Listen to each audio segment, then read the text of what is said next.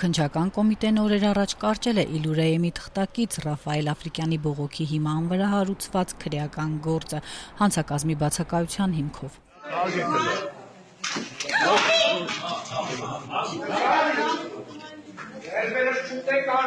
Դեկտեմբերի 6-ի հանրաքվեին ընտրատեղամասերից մեկում հանրապետականի վստահված անձ Դավիթ Սիմոնյանը կոտրել էր լրագրողի ֆոտոխցիկը։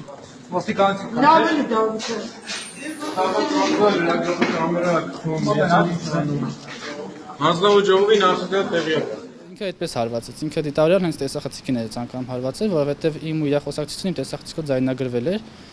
իր լկտի պահվածքը ընդհանրապես, իր ծխախոտը բերան դրված։ Ստացվում է, որ լրագրողին ընտրատեղամասից դուրս հանելն ու տեսախցիկը դիտավորյալ վնասելը հանցագործության հետ որևէ կապ չունեն, տարակուսում է լրագրողը։ Վնասված տեսախցիկն այլևս պիտանի չէ, բայց փաստորեն ըստ իրավապահների ոչ հանցագործություն է տեղի ունեցել, ոչ էլ կարող է խոսք լինել վնասի վերականգնման մասին։ Դե ուղղակի Հայաստանում դժվար է հավատալ արդարադատությանը,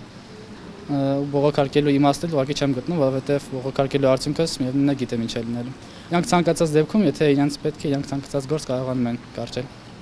Լրագրողը ուշադրություն է դարձնում մեկ այլ հանգամանքի վրա։ Իր բողոքի հիման վրա հարուցված քրեական գործը հարուցվել էր ոչ թե լրագրողի գործունեությունը խոչընդոտելու, այլ գույքը դիտավորությամբ ոչնչացնելու հոդվածով, որով առավել մեղմ պատիժ է նախատեսված։ Ես համաձայն չէ, որ այդ հոդվածն է դրված եղել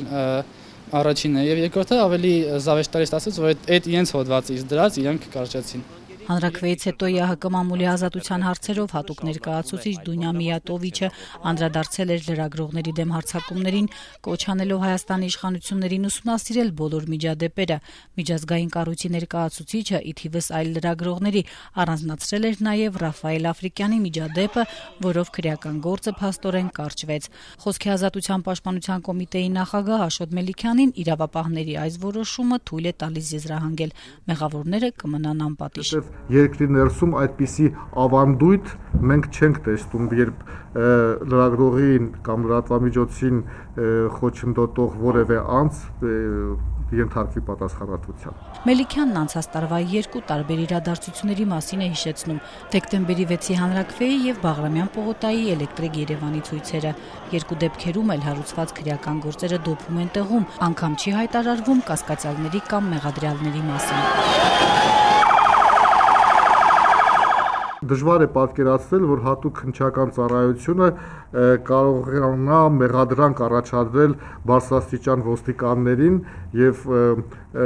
մեղադրի նրանց նրանում, որ այդ ոստիկանական գործողությունների ընթացքում նրանք ջարդել են լրագրողների խցիկները, ֆոտո եւ տեսախցիկները, որ նրանք փաստորեն ֆիզիկական բռնության են ենթարկել եւ խոչընդոտել են, այդ ամենը քրեական հոդվածներ են, բայց արդյոք հատուկ քննչական ծառայությունը այդպիսի քայլեր կանվի։ Մենք միամիտ չենք, կարծում ենք, որ չեն անի։ Խոսքի ազատության պաշտպանության կոմիտեի զեկույցը մինչ այժմ այսչափ հաստափորձ չէր եղել։ Մելիքյանը փաստում է 2015-ին լրագրողների եւ լրատվամիջոցների դեմ ոտնձգությունների աճ է արձանագրվել։ Իսկապես ընդհանուր մթնոլորտը վատթարացել է եւ այստեղ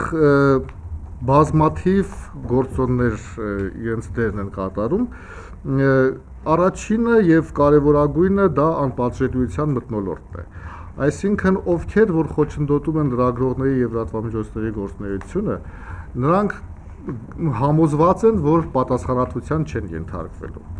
Հենց այդ պատճառով էլ նրանք ազատություն են տալիս եւ ձեռքերին եւ լեզվին։ Լրագրողական կազմակերպությունները նշում են, հետամուտ են լինելու մեղավորներին պատժելու հարցում։